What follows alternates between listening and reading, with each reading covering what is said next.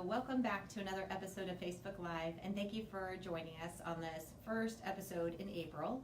We're super excited to be with you. We're also test trialing this little microphone that the amazing Lauren purchased because we were originally going to drive around the amazing wellness campus that we get to be a part of, but then we thought it would be even better if we wait for green grass and beautiful flowers to bloom, because then you could get the ultimate full tour.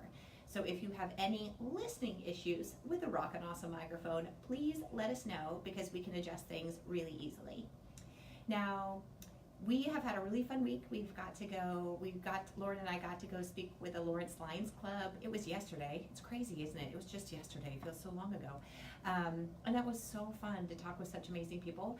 And then last night, Lauren and I, as well as our amazing intern team, got to go to Langston Hughes at a wellness fair, and it was just so cute. You know, looking at the kids made me think about my kids when they were little, and we got to see people, like I got to see different moms and dads that I got to help, deliver their babies, and I got to take a picture with them, and it's just so sweet. And so anyway, I just want to say thank you for all the people that we got to meet, and if you have any questions, never hesitate to let us know. Oh, and the what? Oh yeah. And so the other thing too, sorry, Lauren and I were talking. The other thing too I was going to say was, when we were at the Lawrence Lions Club, it was really amazing that what you hear from a lot of people was, like from the folks, it wasn't, I have this or I have that. They were talking to me about their families and their kids, and they were concerned about their family's well-being, and just the love that these folks shared, I just thought was really touching. So I just am thankful that we got to go there. And then we look forward to, over the next weeks of this month, getting to do a lot of other fun things, and we're excited about that as well. So what the supplement of the day today that we were going to talk about is GABA, Pharma-GABA, and it kind of wraps into the discussion that we're going to have today, and it's about emotion, association, and again, how to think about our bodies. Now, sometimes I know as I talk about things, I can, basically I just want people to understand how to get more control over how they think and how they feel in their own body, as well as all the other wonderful things that we get to help people with. And that's kind of what I was going to concentrate on now. So, but let me not forget the Fat Club, that everyone's doing so great and becoming stronger, leaner versions of themselves. We all have a different journey of life, and we're all getting there at our own pace, and it's a perfect pace. So I just want to congratulate everybody that's on that journey, and thank you for allowing us to be with them. So Pharma-GABA, what the heck is that? So GABA is an anti-excitatory neurotransmitter. So if your brain's like, it helps to be like, ugh. Now, we also have to know that some people in this world metabolize medicine quick, and some people metabolize medicine super slow. And they'll say, oh, I'm super sensitive to medicine. Well, they're not making that up, right? The person that metabolizes fast is not like making that up either. That's the speed of their body, and it's perfect the way it is. But you just kind of have to embrace it. If you metabolize fast, then you have to take more. If you metabolize slow, then you need to take less. But if I metabolize fast and I take a supplement that works a little bit, I don't feel it. Well, it's not that it didn't work, it just didn't work for me. Because there's parts of all of us that make us human, and there's parts of all of us that make us an individual. And the part of all of us that makes us human are things like, usually my heart is here, and my lungs are here, my liver is here, my brain's here. If I get in a car accident, my body's going to put blood to my heart and brain to protect me, because those are critical organs. What makes me an individual is what color I like, my value system, am I a fast metabolizer, am I a slow metabolizer, and all these types of things. So I think we always are trying to search for what our neighbors, our friends, and our family are doing, but never forget that there's only one you, and the ultimate guide in your life is your own body. And if you listen to it, and if you ask it the question, it will actually tell you the answer. You just kind of have to learn its language. So this, what GABA does, is if my body, for the majority of people, if it's feeling more excitable and I want to bring it down, and you take a GABA, it helps your brain. So this may be something that people could take and helps them sleep. This could be something that if you're going to walk into an anxiety-provoking situation and you want to be more chill, then you take this, because you know if you walk into that anxiety-provoking situation, if someone provokes you, how you react is very different than when you react when you feel a little bit more chill. So I think all of us can say we've been in those situations that maybe we might have said something we didn't mean, but it still came out. So if we can proactively help our stress response feel more chill, if you will, then we get to avoid those situations altogether, and we just feel like we had a better day and we were not so tired, and negative things just happen less. So that's what Gaba is. And anyway, the Designs for Health gal that comes around, says this can be her, well, not hers, but it could be some people that she sells is to call it their mother-in-law pill. Now, I'm not quite sure, some people may feel that way or not, but that being said, it just kind of helps you remember what it's used for. So I'll put this down. So really, that kind of keys into this next thing about emotion and association. So let's take a step back and think about your body. Because when I look in the mirror, I see my eyes, I see my face, I see my hair, and I'm thinking, that's me. Well, now I kind of think of it different. I think of this as my meat suit. I think of this as my robot. It's just the interface that I'm living through in this world, right? My body and my brain they're logging every experience I have my whole life, every emotion I have, every association. And my body is all about like balance of energy, I call it. Like if my body has good energy, then I get to drive it. If my body perceives danger or bad energy, it drives me out of protection. So I just always like to try to be more in the driver's seat, because it helps me feel more peaceful in my own self, and I feel like my relationships and my thoughts are more genuine to who I am. So think of your body as a meat suit, or think of it as a car, and you're the driver, okay? Now when you think about emotions, emotions are just the way we feel. But our body, which is our meat suit or our car, actually has like no emotion. Our body is just this objective vehicle that's helping us drive through life.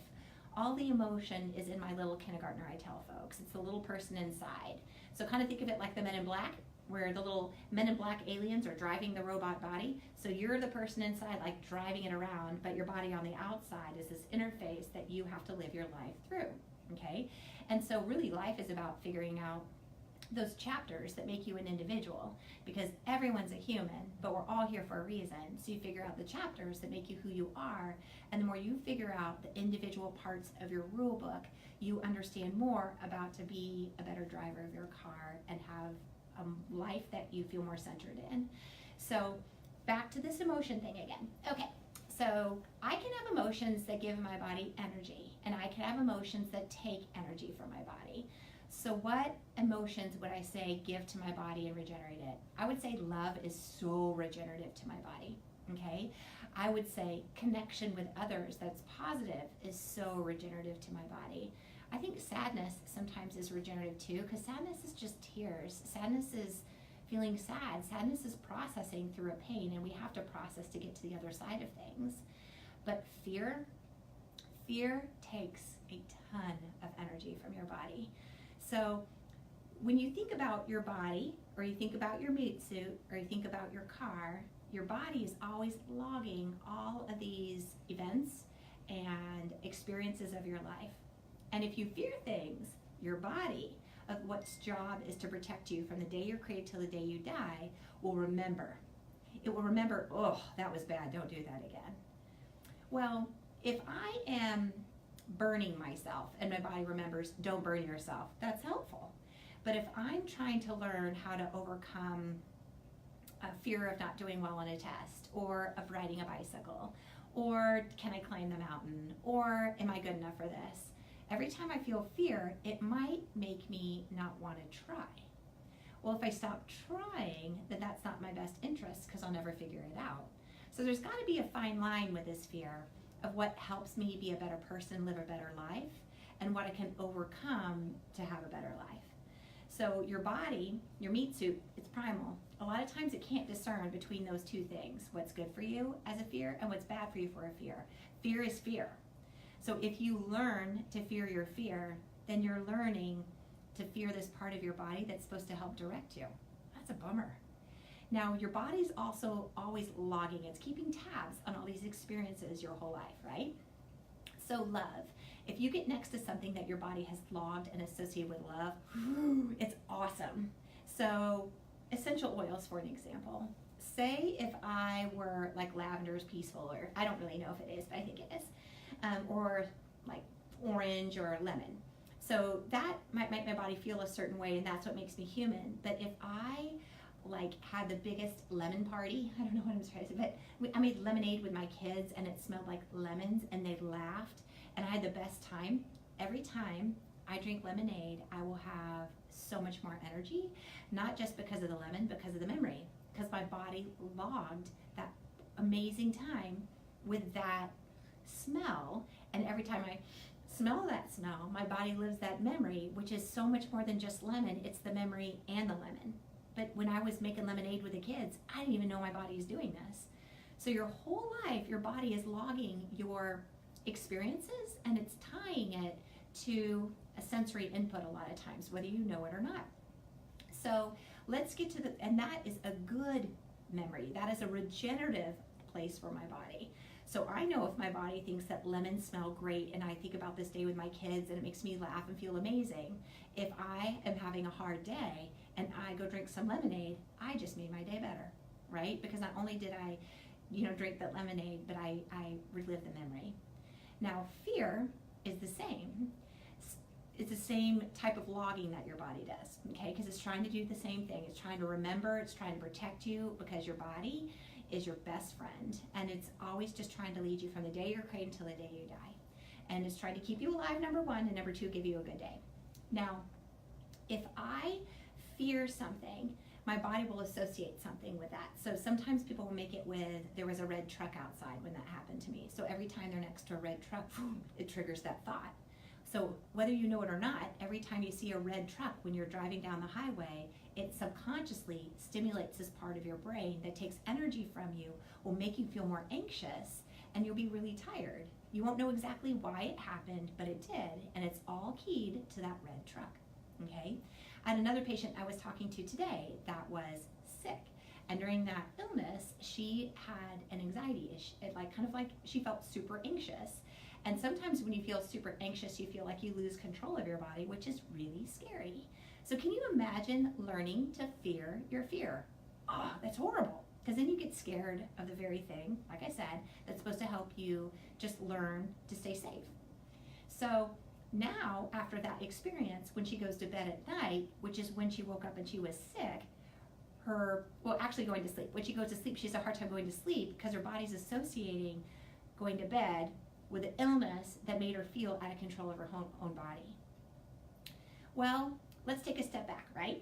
I totally understand how that happens, and that's not because there's anything wrong with her body now. That's because there's everything right with her body now. Her body is trying to protect her from a negative thought that it has associated with nighttime. Why did her body associate with night? I don't know. Why did her body not associate with a light on the ceiling or the texture of the floor or anything like that? I have absolutely no clue. So we don't really get a choice of what your body thinks or it finds with it. We don't get a choice of that. Our body just does it. So if I condemn myself for having anxiety, if I ruminate, why was it about the dark, or why can I not go to sleep? Rumination and questioning of yourself takes energy from you, and it's harder to process and understand. So if I just take a step back and I say, robot body, meat suit, you got scared the night that you were sick because you thought something bad was happening that we didn't understand. You stimulated my fight or flight response that made me want to run really fast, and that just made me nervous. That's all that was. Then what happens is that is not spoken out of fear, that's spoken out of fact and kind of in the middle. So if I can understand, I can process faster and I can let go easier. So I just think that it's so impressive to point out that a lot of associations we have with both positive and negative, our body banks for us, and it associates with a smell or a sound or a sight or a texture. And we, as a little spiritual person in our robot meat suit body, don't get to choose what your body did, because your body is just logging everything that you do. But if you go back and you wonder, why do I not like that swirly bench that's sitting over there? I mean, what happened? And I forget when I was 10 that I spun around and I fell off and I hit my head. Then I'm always scared of the wheelie bench for some reason. But if I just remember, oh, that wheelie bench makes me feel a little unnerved. It was the time that I was 10 and I spun around because I wasn't listening and I got dizzy and I tipped off. Then now I could say, but I'm like in my mid-40s. It's just a wheelie bench. It's okay. That just happened when I was 10. I can let go of it a lot easier, but I had to know that I had that association and I had to embrace that my body just made it for me, and that I can't condemn how it processed it and say, oh, that's so silly or anything like that. I just have to be like, oh, it just held on to the concept, it banked it, I'm reliving it, but I can let it go. And it's easier for me to think, and it's easier for me to drive my meat suit when I feel more centered, when I feel more peaceful, and when I have more energy within myself to do those things. So if you know that there's a hard place for you in life, like say, sometimes people might not really like their job. I'm going to use that as an example because I hear it a lot. And every day you walk into that facility, what happens is when you park your car, you start feeling a little anxious, and you start walking in and you feel more anxious. You sit down and you start working, it starts getting better. But really, every day you try to drive there, it's getting worse. You know why it's getting worse?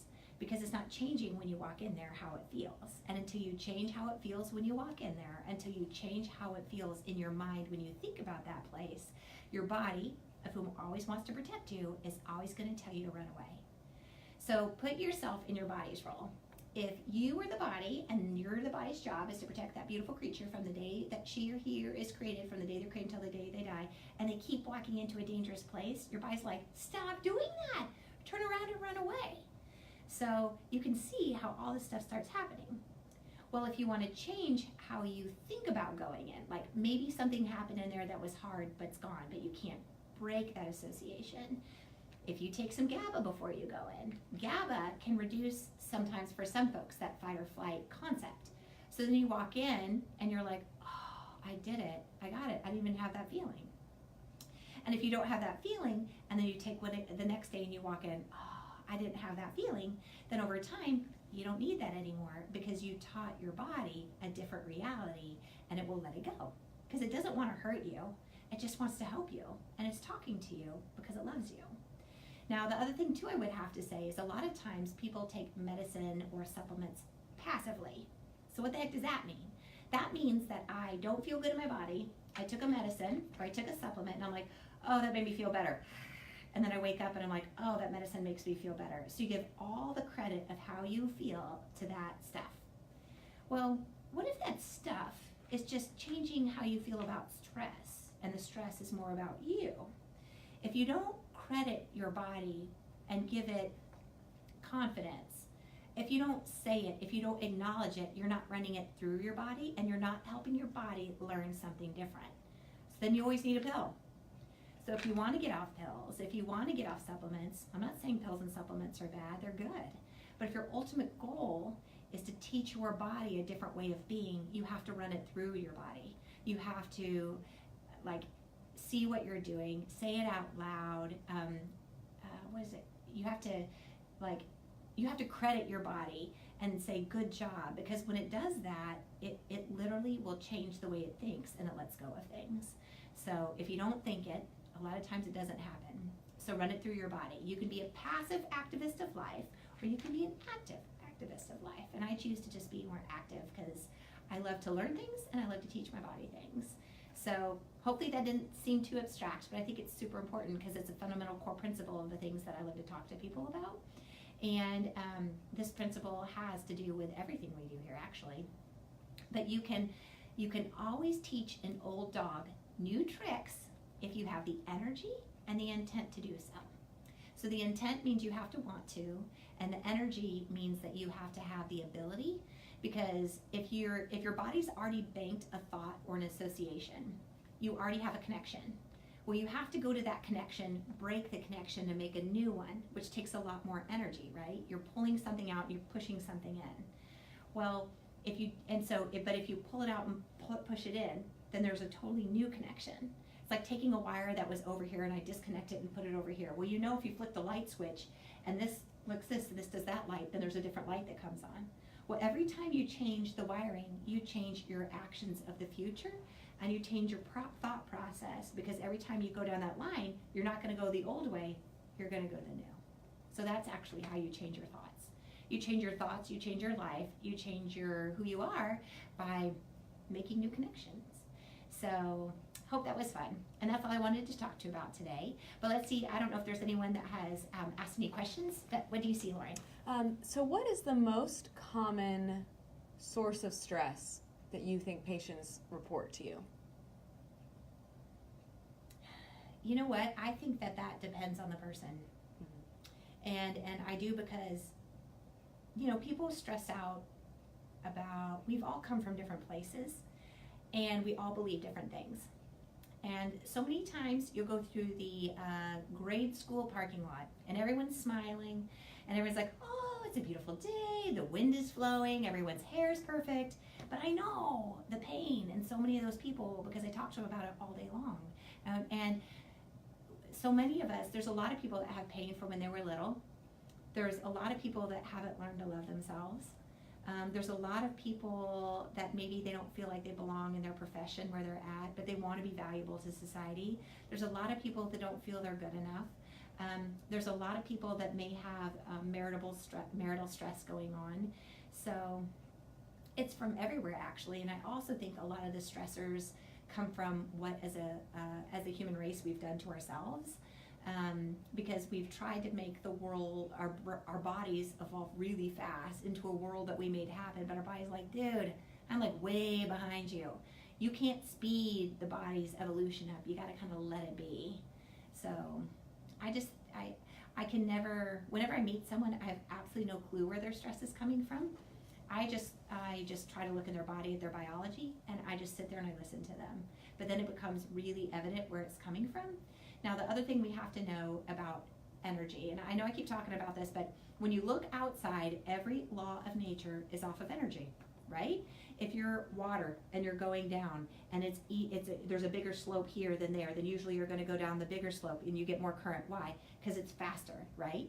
If you are energy going down a wire, do you want the big wire because there's less resistance? It's easier. Our body is all built around energy conservation about food. That's just kind of how nature goes. So if you are, I totally lost my thought because I'm looking at water and it's so pretty. I got totally distracted. That was super lame. But anyway, I'll go to the next question. Sorry. Oh, so a lot of people, I think, that come to talk to me, a lot of their stress comes from work. Or they just don't like their job. Yep. And we know from kind of research and just polls of Americans that a lot of folks don't like their job. So what would you tell somebody who's in those circumstances? All right. Well, I would say, there's so many different reasons that you might not like your job. You might not like your job because you don't like the people you work with. And you might not like your job because you don't feel like you're fulfilling your destiny. You might not like your job because it's taking something away from your family. You might not like your job because you associated a memory with it. Yeah. So I think it really depends on why. Because there's some things about our employment we can change, and there's some things about our employment that we can't change. So at my core being, if I am a person that needs ingenuity and artistry and expressiveness, and I'm stuck in a cubicle, I don't know if I'm ever going to thrive in the cubicle. Now, maybe I could thrive in the cubicle for a little while, saving up money so I could jump outside to be my artistic, innovative self. But if I stay in a cubicle, I'm never going to feel good. Now, if it's a person in the office, the person in the office may be going through something, because I really think that a lot of us are going through things, and when we go through things that make us sad or mad or irritated, and we go to work and people want things from us, it's so easy to push away. But it's not because you're mad at that person, it's because you're dealing with something yourself.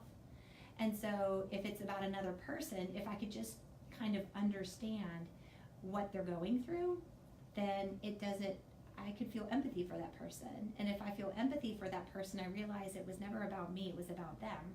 And if I could just let go of the emotion of myself And but also I can't own their stuff, right? If someone's being mean to me because they just want to be mean to me, it's making them feel better, I'm like, that's not my own.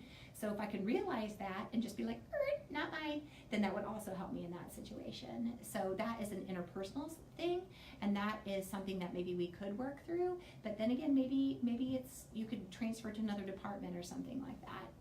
Now, if you normally like your job, but you just don't like going to your job now because you're stressed out at home and there's other things, then maybe it's not about your job at all. Maybe it's about home or your family, or if it's taking something from your family and you don't like your job because it's taking something from your family, then change what it is. If you don't like to work nights, then work days.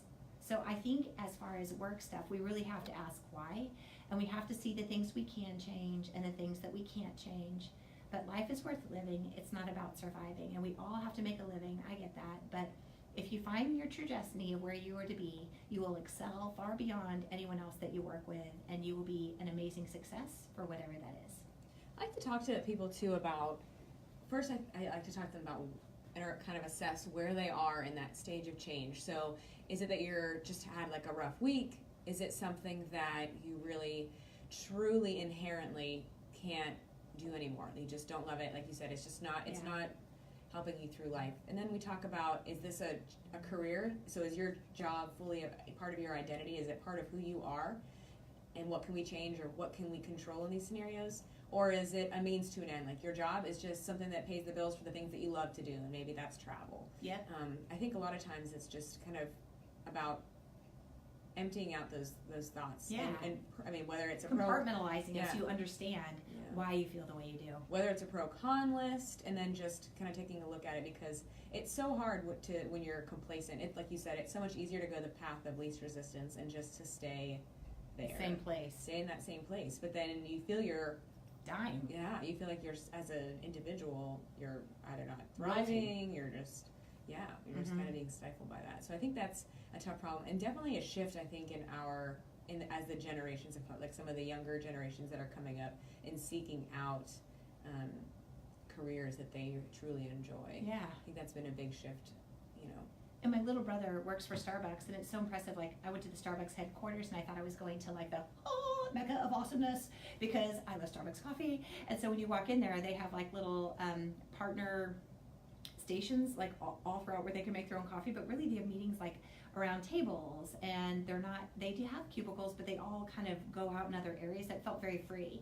And so really, when you think about a human being and our ingenuity, and that we're all here for a reason, you get a lot more ingenuity from people when they're in the middle of their mind and they feel like themselves than you do when someone works out of fear. You just get, if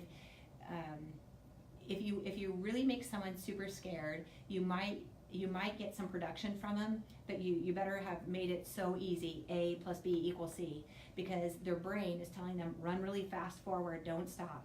But you can't think while you're doing that, so you better just be doing this all day long. And maybe if they're upset and irritated, they can do that really fast. But gosh love it, don't try to teach them something new or come up with a new project, because the answer you're going to get is not near as great as it would be than if you allowed them that space to be themselves. How do you cope with stress?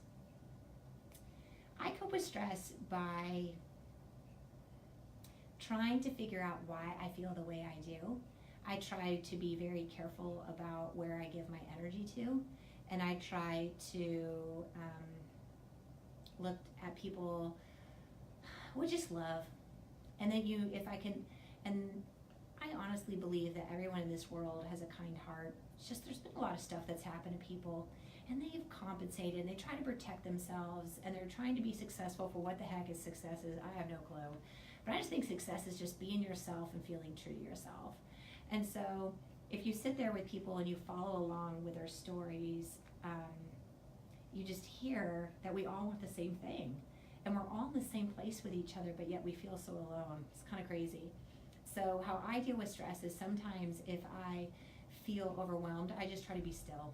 And sometimes I feel like running, so I'll run. And sometimes I feel like walking, so I'll walk. And sometimes I just feel like sitting and looking outside the window at the water and just being still for a while, because if I can give my body the opportunity to regenerate, then my thoughts get clearer and what I should do gets more centered, And I try to make as many thoughts as I can from the middle and not from this emotional outlier, because you never go down a better path that way. You just have to you gotta rein more in when that happens. So I'm like, ugh, I don't wanna give energy over there. It's too much energy to try and rein that pupper back in. So I try to just stay here. So I don't know, I just try to forgive and love and find my connection points and try to be intentional with them. And every day is a challenge for everyone, myself included. But I really also feel like I really connect here with this job and what we do. So it gives me an enormous amount of energy to do things, but it also feels hard sometimes because you feel everyone's pain that comes in. But it doesn't make me tired. It just makes me thankful that you get to be with people in that situation. They trust you to talk to you about it, because we talk to people about all sorts of things. I got to see a male patient this morning, and they're talking about being embarrassed about erectile function. And I'm like, I talk about this all the time, but I try not to be too energetic about that, because sometimes it kind of freaks people out how excited I am to talk about the human body. But you just want people to let it out. We just don't let it out so great anymore. Yeah. And I think that's a learned at this stage in our society. It's something you almost have to learn or relearn, especially when it comes to choosing to have empathy and choosing to have patience and choosing to be still, because that's so not, I think, a value that's really put out there in our world. And let me tell you, going last night to Langston Hughes and watching all those kids run around and do jumpy jacks and push-ups and smile and love and I'm like, see, they know exactly what they're supposed to do. They want to be nice to each other. Somewhere between there and here, we go through this zone that we're forgetting, like, everything we already knew. And then the latter half of our life is all about unlearning all the fear of thinking who we're supposed to become. And it's just so impressive, we as human beings, about how we do that. But I think what was really cool about that little game they had last night, so for viewers, we had a little deck of cards, and the type of card, whether it were hearts or spades, was associated with a different exercise. So maybe you took an 8 of diamonds, and that meant you had 8 star jumps. And these kids were just so excited just to be active. They didn't need any kind of reward. They just wanted to pick a card and to do something, and they felt great doing it. And when they were done, and moms or dads were there, or we were there, like, talking to them, like, great job, that was, you looked like you were having so much fun. I think that we didn't have to give them any prizes. We didn't need to lure them in with anything. They just saw this cool deck of cards and they saw some of their friends jumping around and jumping jacks and push-ups, and they wanted to try it too. So it was just they're just so cute. Mm-hmm. Yeah. So it was just a really good time. So we had great fun there. Yeah. How about any other questions, or? I think that's kind of all that we're good for today. So cool. So I guess really at the end of all day, just know that your brain has positive neuroplasticity till the day you die, just like it has regenerative capacity till the day you die. You have the ability to make new thoughts and new connections if you have the energy and intent to do so. So I no longer believe you cannot teach an old dog new tricks. You plant a little energy into that dog, and they have the intent to learn something new. And of course they want to learn something new, because learning is fun. So you guys have a great week. And at some point in time, we are totally going to rock the golf cart around this amazing wellness campus and meet everyone here, so that when people come up, they just can, like, navigate it and know that we're all just on the same team to help people have a better day.